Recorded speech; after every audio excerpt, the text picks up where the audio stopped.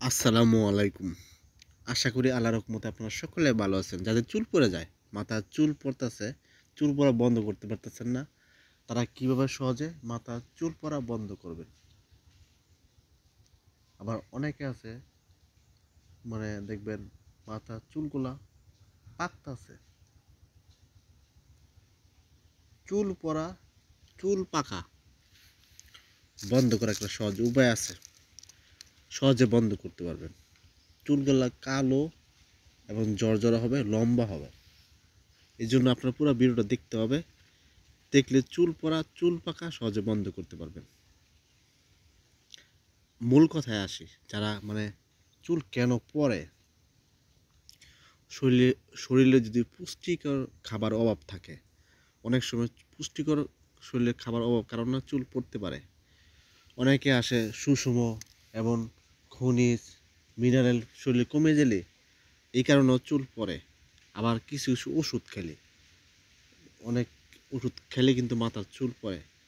আবার আছে দেখবেন যে বিশেষ করে মানসিক টেনশন ভোগ করে, মানসিক টেনশন চিন্তা করলেও মাঝে মধ্যে চুল পড়ে।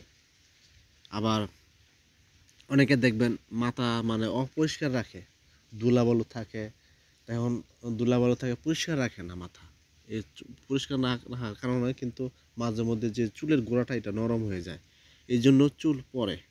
এইসব থেকে সবসময় দূরে থাকবেন। আর বিশেষ করে চুল পড়া কীভাবে সহজে বন্ধ করবেন, এটা হলো জবা ফুল। এরকম জবা ফুল নেবেন আপনারা, 5টা বা 7টা জবা ফুল নেবেন।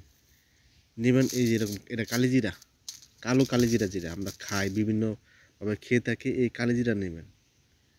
কালিজিরা নেবেন আপনারা 1 চামচ পরিমাণ। এটা হলো তেজপাতা।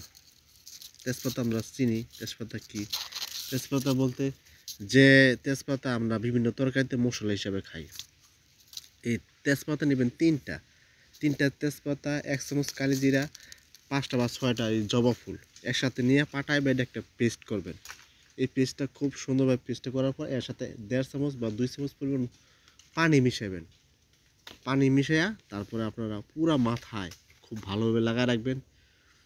চুলের গোড়ার মধ্যে যায় যে এটা রাখবেন 20 থেকে 25 মিনিট পরে আপনারা ভালোভাবে পরিষ্কার করে ধুতে করবেন, শ্যাম্পু করবেন। এরকম আপনারা কয়দিন করবেন? একটানা 5-7 দিন করবেন। দেখবেন আপনারা সহজে চুল পড়া, চুল পাকা সহজে বন্ধ হবে এবং চুলগুলো কালো এবং জর্জরা হবে। আর বিশেষ করে আপনাকে পুষ্টিকর খাবার খেতে হবে। সবসময় চেষ্টা করুন পুষ্টিকর খাবার খাওয়ার জন্য। বেশি করে যে সিজনে যে ফলগুলা পাওয়া যায়, এই সিজনি ফলগুলা যখন যে সিজন থাকে ওই সিজনি ফলগুলা খাবেন। সবুজ শাকসবজি খাবেন।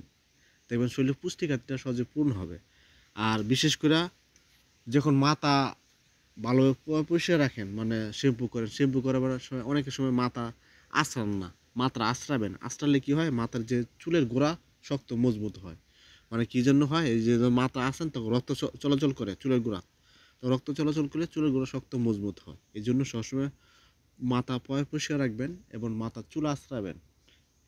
যারা এই ভিডিও দেখতেছেন, ভিডিও দেখার পর যদি উপকৃত হন, যদি ভালো লাগে, এই পেজটা যদি ফলো না দিয়ে থাকেন ফলো দিবেন। ফলো দিলে এটা যখন আমি নতুন নতুন ভিডিও আপলোড করবো তখন আপনারা সহজে দেখতে পারবেন। এর জন্য পেজটা ফলো দিবেন।